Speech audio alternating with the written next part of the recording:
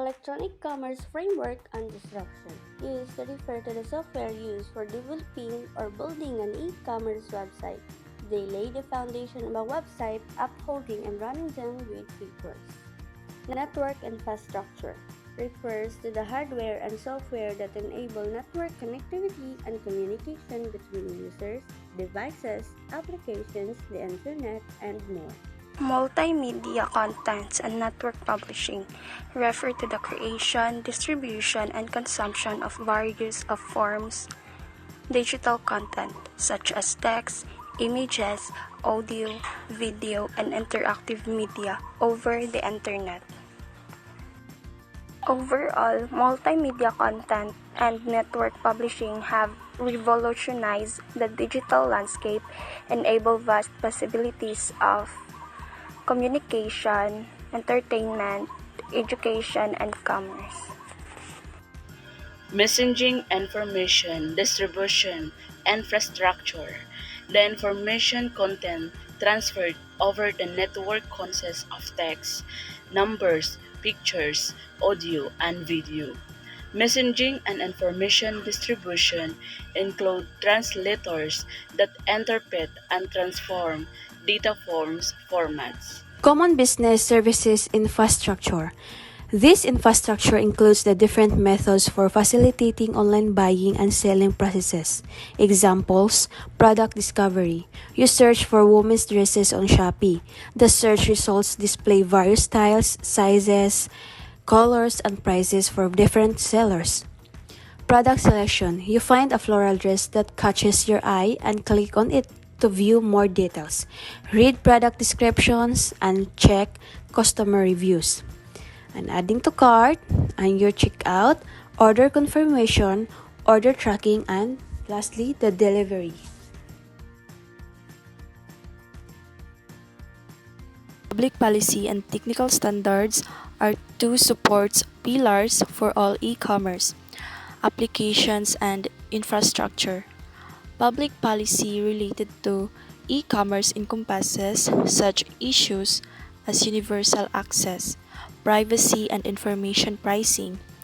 Technical standards dictate the specifics of information publishing tools, user interfaces, and transport. Standards are essential to ensure compatibility across the entire network of world. Chapter 2 E-commerce infrastructures refers to all the facilities and tools needed to run your e-commerce business. This includes the hardware, software, network, and services that support your operation from start to finish. E-commerce infrastructure refers to hardware and software components required to operate and maintain an online store. The Talking about e-commerce infrastructures that refers to all the facilities and tools needed to run your e-commerce business. This includes the factors of hardware, software, network, and services that support your operation from start to finish. The software application that help manage online store transactions, including websites, marketing, and sales, are called the e-commerce infrastructure.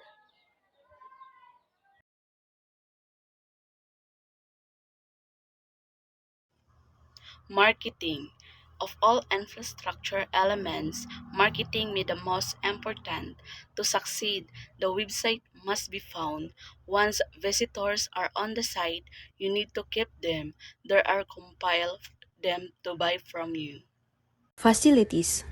A key competitive advantage that e-commerce businesses have over brick and mortar stores is the investment in their physical offices and warehouses. A word of advice is to keep the option flexible. Try to find an office park that has a wide variety of spaces in different sizes. You may be able to start in a smaller space and move up to a larger one without penalty, as the needs change. Is customer service. There are many choices today for delivering high-quality customer service. You can manage those activities in-house or outsource to a third party. Basic customer service for sales and post-sales activities can be handled using email, and providing an 800 number for more extensive phone support.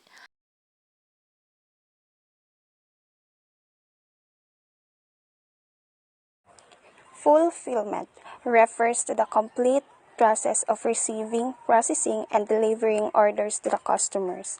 It's a critical part of the e-commerce supply chain, ensuring that customers receive their product in a timely and accurate manner. Effective fulfillment operation can greatly enhance customer satisfaction and retention, while inefficiencies can lead to the delays, errors, and dissatisfied customer. Finance and administration. Many e-commerce companies use outside services for vendor payment, payroll, and other basic accounting activities. They decide to focus on the sales, marketing, and customer service.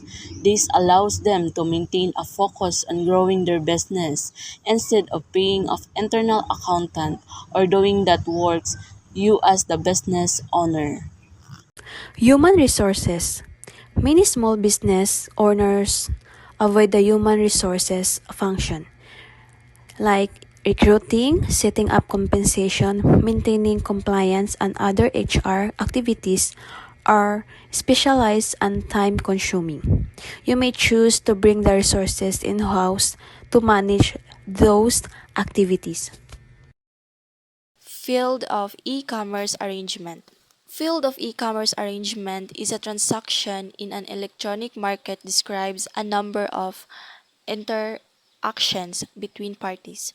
This includes, for example, ordering products, making payments, supporting delivery and marketing and promotion activities.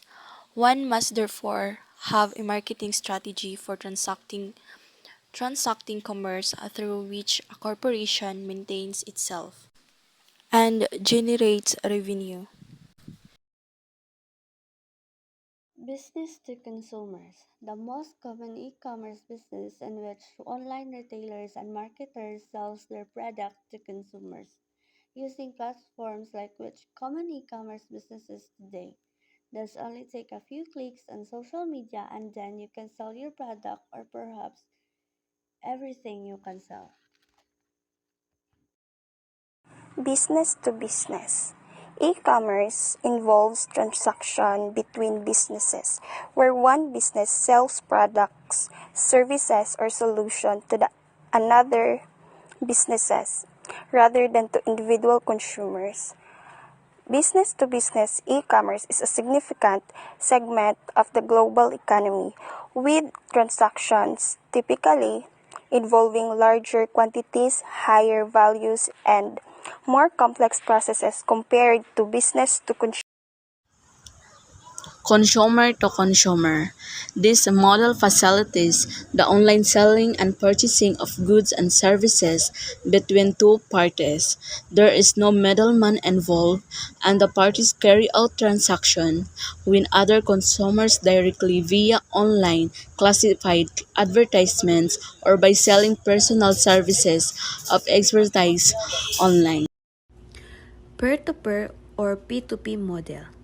In this model, people share computer files and computer resources directly without being routed through a web server. Here, both parties must install software that enables them to communicate on the common platform. So, these are the examples: file sharing, communication and collaboration, financial services, content distribution, and other applications. Is mobile commerce. This model facilitates the use of smartphones, personal digital assistants, and other mobile devices to conduct business transactions. Hardware, which includes allowing you to connect to your network and have access to the outside world. It allows you to store data, recover and use your data. There are some important hardware components. In devices, there are computers, hubs, routers, data centers. In services, server provides the necessary functionality for other programs. Software. Software components include services like system management tools, analytic tools for estimating your business, and service providers. So I have four services I discuss. First is management services. Management services. When you run an e-commerce business, you need to manage various services like content, database, and resources. Network is it provides the communication path and services between users, processes, applications, services, and external networks through the internet.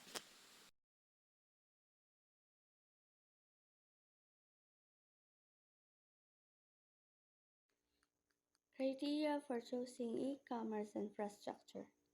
Choosing the right infrastructure to match your e-commerce business strategies enables your operation to run efficiently and increase your revenue. They have four criteria to base of choosing that will help your infrastructure to be strong and stable enough to protect itself from harm. First is flexibility, second by usability, and third is scalability, and the last security. Information technology. If you build and host the own systems, you may need more cash up from skilled administrators and developers and the staff. By using a subs platform, you will not need to host or manage the system in-house, but you may still need web developers and staff. Choosing to outsource the development and hosting will reduce the staffing costs, but you will incur higher costs for any future enhancement or changes to the website.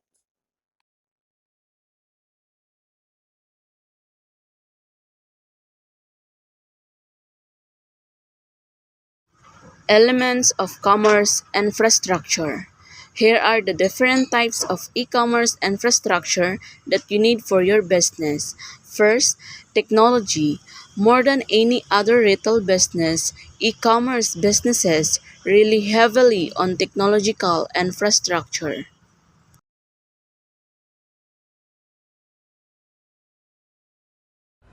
Sales and marketing. The sales and marketing aspects of your e-commerce operations are another major considerations. Without effective marketing, you won't be able to attract enough customers to your online store. That means you can make enough sales to drive profits for your business. This makes it crucial to ramp up your sales and marketing infrastructure. Lastly is fulfillment and finance. So fulfillment, this is one of the areas in which you need robust infrastructure as it involves everything from warehousing and inventory management to shipping and delivery. So you can end up spending quite a bit on warehouse space, fulfillment staff, and logistics fleet if you choose to manage everything on your own. Fortunately, this is also an area that you can effectively outsource to a partner provides e-commerce fulfillment services.